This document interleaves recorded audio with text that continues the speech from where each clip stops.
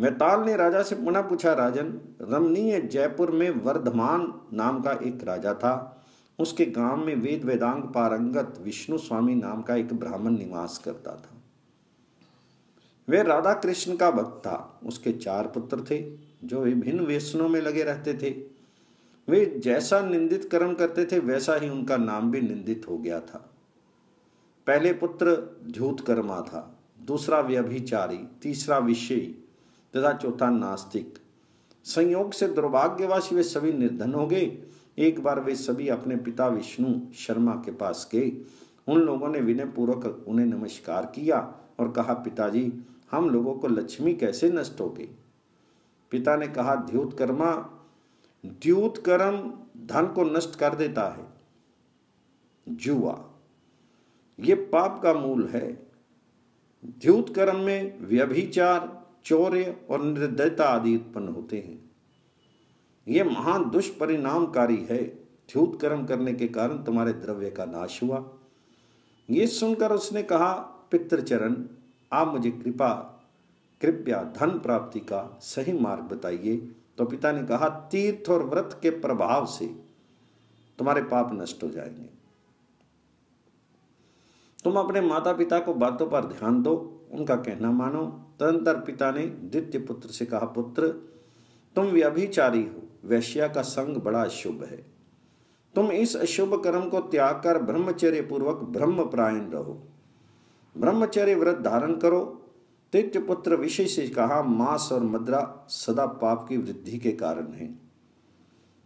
इनके द्वारा तुम चौर्य कर्म करोगे और नरकगामी होगे। इसलिए तुम ऐश्वर्य संपन्न जगतपति सर्वोत्तम भगवान विष्णु के निमित्त द्रव्यों को समर्पित करके मौन होकर भोजन करो।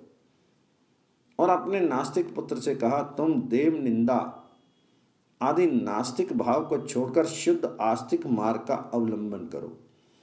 आत्मा शुद्ध बुद्ध एवं नित्य है और महादेवी चंडिका महाशक्ति है। सभी प्राणियों के हृदय गुहा में स्थित देवतागण परमात्मा के अंग हैं। उनका ज्ञान प्राप्त करके पाप की शांति के लिए उनकी पूजा करो।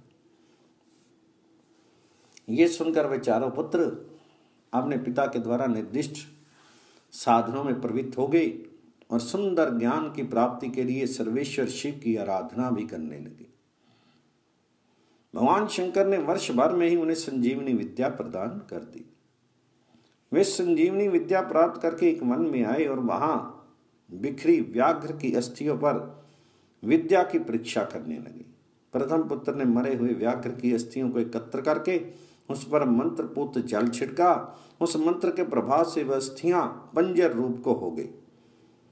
दूसरे व्यभिचारी पुत्र ने उस पर मंत्रपूत जल छिड़का, जिसके प्रभाव से यह पंजर मांस और रुधिर से संपन्न हो गया। विषय पुत्र ने उसके ऊपर अभिमंत्रित जल छिड़का, फलस्वरूप त्वचा और प्राण उसमें आ गए। सोए हुए व्याघ्र को जीवित करने के लिए नास्तिक पुत्र ने जल छिड़का। मंत्र के प्रभाव से जीवित होने पर उस व्याघ्र ने उस सभी का भक्षण कर लिया। वैताल ने राजा से पूछा, राजन, अब आप बताइए, उन चारों में से सबसे बड़ा मूर्ख कौन था? तो राजा बोले, जिसने मरे हुए व्याघ्र को जिलाया वही सबसे बड़ा मूर्ख है। इस उत्तर से वैताल अत्यंत प्रसन्न हो गया। वैताल ने पुनः राजा से कहा, राजा विक्रमादित्य, तुम शंकर की आज्ञा से ही मैं तुम्हारे पास आया था। अनेक प्रकार के प्रश्नोत्तर के द्वारा मैंने तुम्हारी परीक्षा ली और तुमने सबका बुद्धिमत्ता उत्तर दिया। इससे मैं बहुत प्रसन्न हूं। तुम्हारी भुजाओं में मेरा निवास रहेगा, जिससे तुम पृथ्वी के समस्त शस्त्रों को जीत लोगे। दस्युओं के द्वारा सभी पुरियां, विविध क्षेत्र, नगर आदि नष्ट कर दिए गए हैं। इसलिए शास्त्र में बताए हुए परिमाण के आधार पर पुनः उसकी रचना करवाओ और न्यायपूर्वक पृथ्वी का शासन करो। तुम्हारे राज्य में पुनः धर्म की स्थापना होगी। इतना कहकर वे वैताल देवी की आराधना का निर्देश देकर वहीं अंतर्हित हो गया।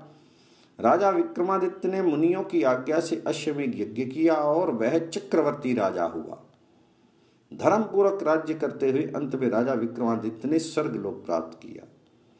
राजा विक्रमादित्य के स्वर्ग गमन को जानकर शौनक आदि महर्षियों ने लोमहर्षण सूत जी से महाराज से पुनः इतिहास एवं पुराण की पुण्यमयी कथाओं का श्रवण किया और फिर आनंदित होते हुए सभी अपने अपने स्थानों की ओर चले गए।